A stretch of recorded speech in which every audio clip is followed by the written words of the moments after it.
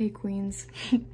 I actually did film a vlog like I guess it was like 4 days ago, and it's private right now. I need to stop doing this because I look like that meme where the guy's like, actually, and he has the glasses. If you know what I'm talking about, I think it's really funny. But anyways, I filmed a vlog like a couple days ago and it's private right now, but I think I'm gonna unprivate it because I don't know. I talked about like some sensitive stuff in there, and it's not like the content of the stuff that I talked about, it's more the way that I talked about it.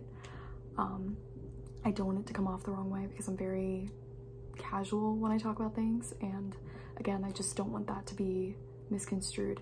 But I just wanted to, this is just literally kind of heat of the moment, I wanted to like record this.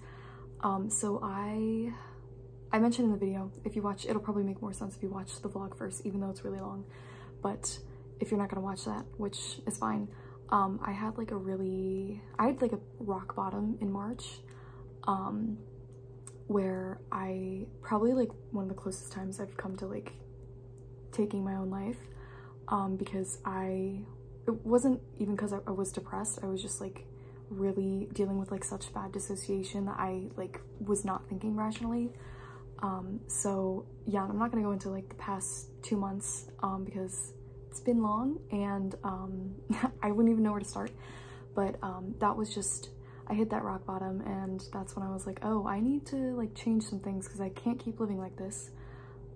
So yeah, but I just wanted to kind of like jump ahead and say, for a really long time I looked at this experience as just hard. And when I say experience, I mean like not just working on the film, like the whole, all of it, like since okay, sorry, that was my mom came in, and that was really embarrassing because she was like, who are you talking to? And I was like, myself, because I'm lame. But yeah, so anyways, I used to kind of just look at this experience, like remembering the trauma, getting PTSD, not really remembering the trauma, and consequently having like the people closest to me not believe me, not in the sense that, I always say that because I always feel the need to clarify it because I don't want to like present things in the wrong way, but not that they knew that I wasn't lying, but they're just like, we think it's all in your head. And I was like, no, it's very much real, and backed in science. But yeah, so that, and knowing that I can't even get legal justice, it's not even an option, that was hard. Not that I have like a ton of faith in our legal system, because I don't. But yeah, I just used to look at all of it as like, man, this sucks, and I'm really angry that I went through this, which is valid. But after hitting that rock bottom and making some changes in my life, going back on medication, really making a conscious effort to regulate my thoughts and be present, and just choosing. And one thing I did have to learn how to do is like survive the day, because sometimes that felt so inherently hard to do. And I know that sounds kind of weird to maybe I feel like it may not make sense if you've never like experienced mental illness before, but yeah, I can literally feel like just it's hard to just live, because your head is like so just sucky. But yeah, learning how to survive the day, I started reading books, like helpful books. The Power of Now, which is a good book, I've not finished it yet. This other book that I think I show on the vlog, but I want to show off this painting again because I was proud of it. My Stroke of Insight. It didn't have a cover on it because I got it from Thrift Books, which is exactly how it sounds. Used books for like cheap, thrifting books, which I recommend because yeah, I get all my books from there because they're not as expensive and they're just as good quality. But yeah, I'm reading that, and the TED Talk was great. And I've been listening to TED Talks. So yeah, just like really making an effort to be healthy, like mentally healthy. I started going to EMDR therapy. And so yeah, just like really making changes. And I'm lucky that that some of that stuff I know is not like super accessible to everybody out there. And I'm hoping in time that will change. But yeah, and now I can honestly say I'm not I still have my hard days, and like I still have anxiety. Today I had anxiety. Been struggling a little bit with sleeping again, which is always so fun. But genuinely, I just feel like now I see, like, I experience life with like such a richness. And again, it's not all the time, but it's something that I'm getting better at, and like my perspectives on things has really changed.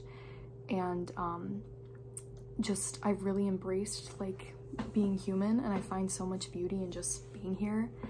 And I've kind of started to look at everything as like the human experience. So like even dealing with negative things, it's like it's not about the nature of the experience, it's about the fact that we get to experience that, and that's really cool. And I really do think that, especially now, like getting more in touch with like spirituality and like just being present and realizing how even on like a biological from like a biological standpoint, we are all connected. Like going back to like the Big Bang Theory, like we're really like the sentient parts of the universe, and that's really cool. So like all living things are connected. And yeah, that's just really, I don't know, it's just really beautiful. And I'm really lucky, like for the first time I can like see a future for myself where like I'm healed. And that's not something that I can say that I felt before. And I did hear a statistic the other day, not really statistic because there's no numbers, but it was mentioned in one of the TED Talks I was listening to, and I'll have to go back and see if it's actually real. But they said that they did a study and they found that people who experienced trauma were actually happier than lottery winners. And I was like, okay. And again, I'm not trying to like minimize trauma or romanticize it, or have this be taken the wrong way, because trauma is like gritty and it sucks, and it would have been great to like not experience certain things, but they happened anyways, and that sucked.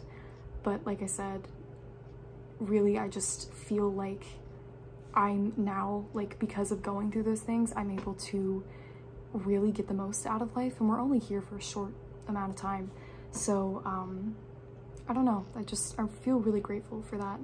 And that's something like that, having that perspective now, like even on the hard days, I'm like, this sucks, but you know what, I'm glad that I'm here.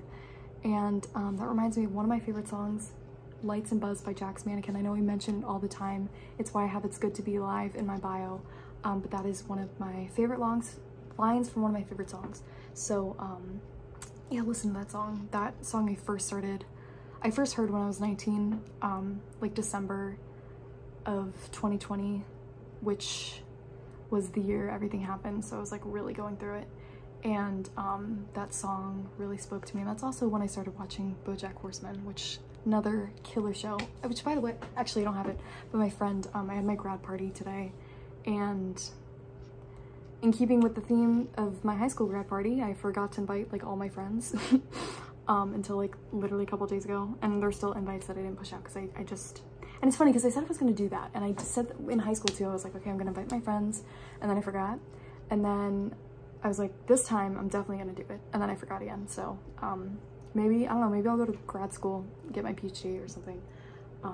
But yeah, she got me a BoJack Horseman pin, and that was so cool because I don't have like any memorabilia from that show, and it's my favorite TV show. So yeah, I'll probably rewatch it soon because it's been a while. But yeah, that was a bunch of information that I didn't need to share. But yeah, I just want to say that take it from me, if you're going through a hard time right now, for one, I'm sorry, but keep going, because there is a light at the end of the tunnel. And I think we don't get to choose the things that we go through, but we do get to choose how we go through it. And I know that it's a lot easier said than done, but I also believe that it's not the hard things that make us who we are, it's who we choose to become because of them.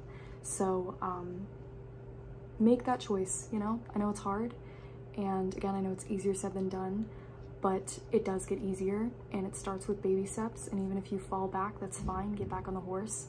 But yeah, I just thought that was important to share, and I felt inspired to share it because I have been working on the Paperbirds website lately, and I've gotten more done than I thought I was going to, but yeah, I don't know, that was everything.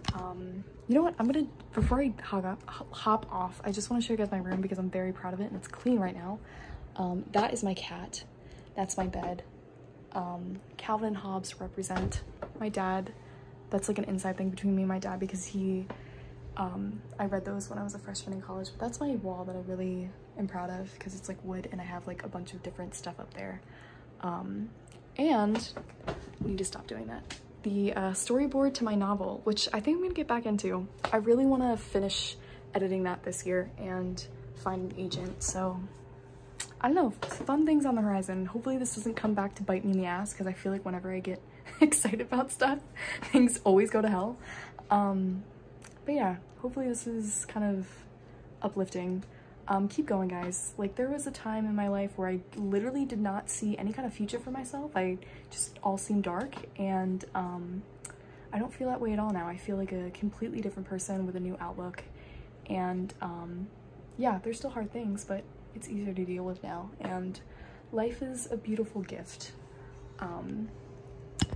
And I think one day, with enough like patience and courage and making a conscious effort to, I don't know, be healthier, that we can all get there to that belief. So yeah, I don't know, I guess that's all I had to say. Sorry for rambling again for like 15 minutes, but have a good night, have a good weekend, and stay tuned for more Paper Bird stuff, and follow the Instagram. Okay.